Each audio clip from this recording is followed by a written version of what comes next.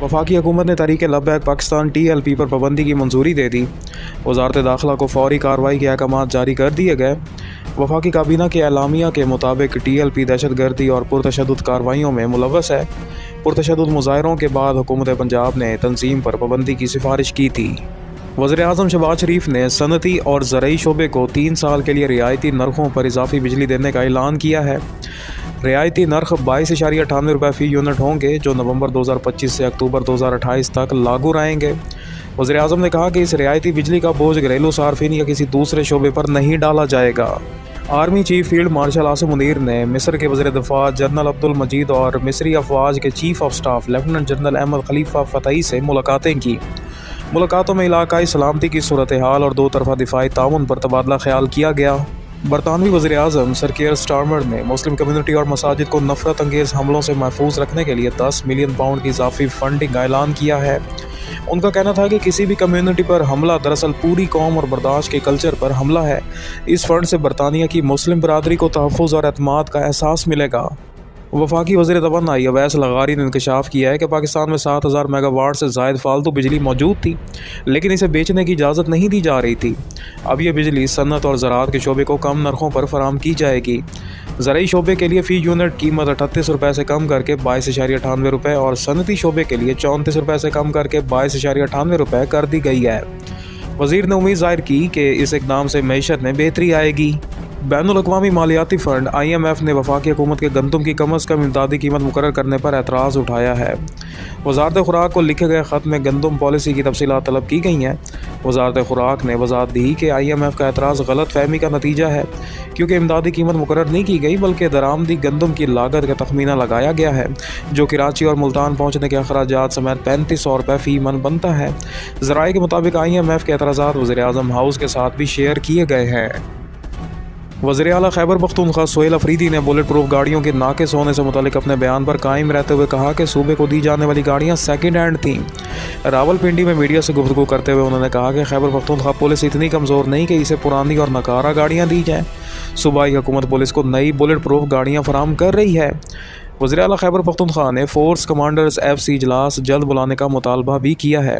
उनका कहना है कि सिक्योरिटी मामलात पर वज़ीर-ए-आज़म ने कोई इजलास नहीं बुलाया और ना ही इन्हें मदऊ किया है।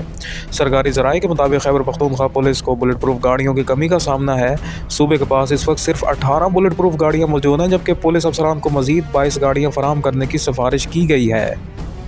बलूचिस्तान के बाद अब सिंध हुकूमत ने भी वफाक से बुलेट प्रूफ गाड़ियाँ मांग ली हैं। सिंध हुकूमत ने मुतल्लिका महकमे को ख़त लिखकर कहा है कि सूबे में बुलेट प्रूफ गाड़ियों की शदीद ज़रूरत है। महकमा पहले ही बलूचिस्तान के मुतालबे पर 3 बुलेट प्रूफ गाड़ियाँ वहाँ देने का फ़ैसला कर चुका है। रावलपिंडी टेस्ट में जनूबी अफ्रीका ने पाकिस्तान को 8 विकेटों से शिकस्त दे दी। मैच के चौथे दिन पाकिस्तानी बैटर्स पूरी तरह नाकाम रहे। बाबर आजम ने 50 रन और सलमान आगा ने 28 रन बनाए, जबकि पूरी टीम दूसरी इनिंग्स में सिर्फ 138 रन पर ढेर हो गई। जनूबी अफ्रीका के बॉलर साइमन हामिद ने 6 खिलाड़ियों को आउट किया। मेहमान टीम ने 68 रन का हदफ 2 विकेटों के नुकसान पर हासिल करके सीरीज़ 1-1 से बराबर कर दी। किशा महाराज को मैच और सीरीज़ का बेहतरीन खिलाड़ी करार दिया गया। पाकिस्तानी टीम के अबूरी हेड कोच अजहर महमूद ने रावलपिंडी टेस्ट में शिकस्त की जिम्मेदारी बैटिंग लाइन पर डाल दी। उनका कहना था कि पाकिस्तानी खिलाड़ियों को स्पिनर्स के खिलाफ बेहतर बैटिंग सीखने की ज़रूरत है। टेस्ट की दूसरी इनिंग्स में पाकिस्तान के 9 खिलाड़ियों का मजमूई स्कोर जनूबी अफ्रीका के आखिरी खिलाड़ी रबादा के 71 रन के बराबर भी ना पहुँच सका। स्पिनर मुतज़ामी ने भी 89 रन की शानदार इनिंग्स खेलकर पाकिस्तान को शिकस्त से दोचार किया। अजहर महमूद के मुताबिक बैटिंग के साथ साथ फील्डिंग और कैचिंग भी निहायत नाकिस रही। बाबर आजम तकरीबन 1 साल बाद T20 इंटरनेशनल स्क्वाड में वापस आ गए, जबकि उस्मान तारिक पहली बार टीम का हिस्सा बने हैं। अब्दुल समद और नसीम शाह भी स्क्वाड में शामिल किए गए हैं। फ़हद अकरम, हारिस रऊफ़ और हसीबुल्ला की वनडे टीम में वापसी हुई है। T20 की क़यादत सलमान अली आगा और वनडे टीम की क़यादत शाहीन शाह अफरीदी करेंगे। यही स्क्वाड जनूबी अफ्रीका के खिलाफ T20 और वनडे सीरीज़ के साथ साथ श्रीलंका और साउथ अफ्रीका सीरीज़ में भी हिस्सा लेंगे। सकरदा मुल्तान मोटरवे M5 पर डाकुओं की बढ़ती वारदातों के बाद सिक्योरिटी सख्त कर दी गई है। आजमपुर रेस्ट एरिया से गुड्डू कश्मीर इंटरचेंज तक का इलाका पुलिस के कंट्रोल में दे दिया गया है। DPO के मुताबिक मुसाफिर गाड़ियों को शाम 6 बजे से रात के औकात में हर 1 घंटे बाद पुलिस काफिले कानवाए के साथ सफ़र की इजाज़त दी जाती है। ये इक़दाम मोटरवे पर डाकुओं की फायरिंग और मुसाफिरों के अगवा के वाक़यात के बाद किया गया है।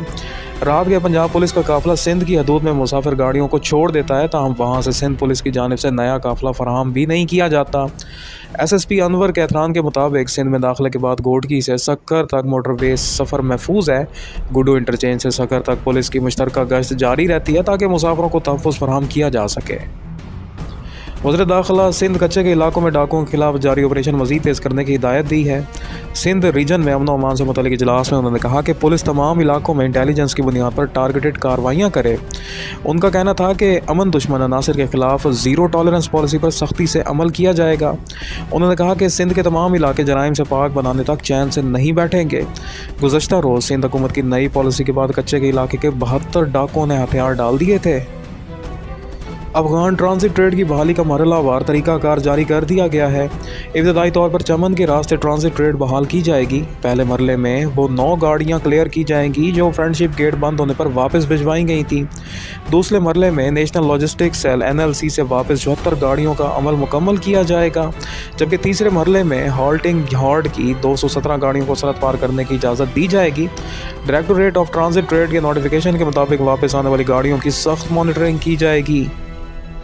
इस्लामाबाद हाई कोर्ट ने अडयाला जेल के सुपरिटेंडेंट को बानी पाकिस्तान तहरीक इंसाफ से मुलाकातों की अदालती अहकामात पर अमल दरामद करने की हिदायत दी है।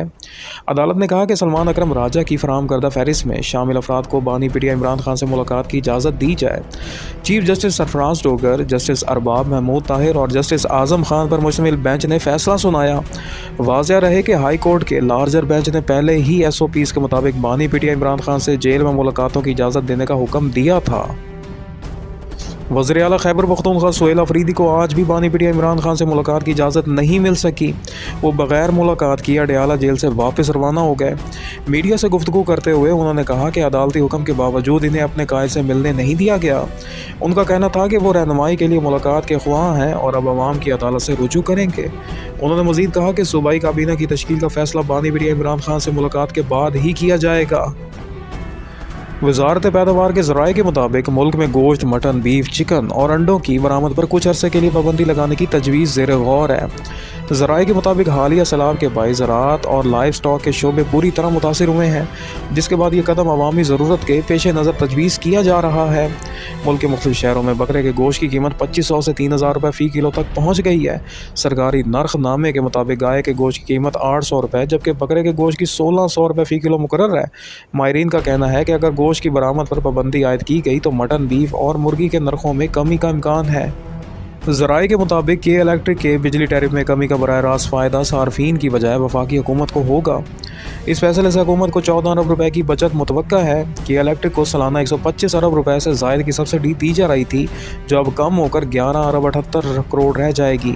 के इलेक्ट्रिक के चीफ एग्जीक्यूटिव मोहनस अलवी ने कहा है कि मल्टी ईयर टैरिफ में नेपरा की जानिब से की गई बड़ी तब्दीलियों से कंपनी के ऑपरेशन मुतासिर हो सकते हैं। उनका कहना था कि के इलेक्ट्रिक की कोशिश है कि सार्फिन पर बोझ ना पड़े, ताहम किसी हद तक असरात ज़रूर होंगे। मोहनस अलवी के मुताबिक 2.5 साल की मशावरत के बाद जारी होने वाला टैरिफ सिर्फ 4 माह में तब्दील कर दिया गया है और अब कंपनी इस नए टैरिफ के मुताबिक अपने ऑपरेशन का जायज़ा ले रही है। कराची में एक शहरी 85 लाख रुपए के माली धोखे का शिकार हो गया। रोज़नामा जंग की रिपोर्ट के मुताबिक मुतासरा शहरी ने बताया कि इसकी मोबाइल सिम अचानक बंद हो गई। कंपनी से रब्ता करने पर मालूम हुआ कि इसकी डुप्लीकेट सिम किसी ने निकाल ली है। उसी रात बैंक अकाउंट से 100 से ज़ायद ट्रांजैक्शंस के जरिए 85 लाख रुपए मुख्तलिफ अकाउंट्स में मुंतकिल कर लिए गए। कौमी साइबर क्राइम इन्वेस्टिगेशन एजेंसी ने बगैर बायोमेट्रिक तस्दीक के डुप्लीकेट सिम जारी करने पर मोबाइल कंपनी और निजी बैंक दोनों को जिम्मेदार करार दिया है। पंजाब की सीनियर वज़ीर मरियम औरंगज़ेब ने कहा है कि स्मोक के खात्मे के लिए स्मोक कैनन एक वक्ती हल है, जिससे फ़िज़ा में मसनूई हल्की बारिश का माहौल पैदा किया जाता है। ताहम स्मोक के असल असबाब ख़त्म किए बगैर मसला हल नहीं होगा।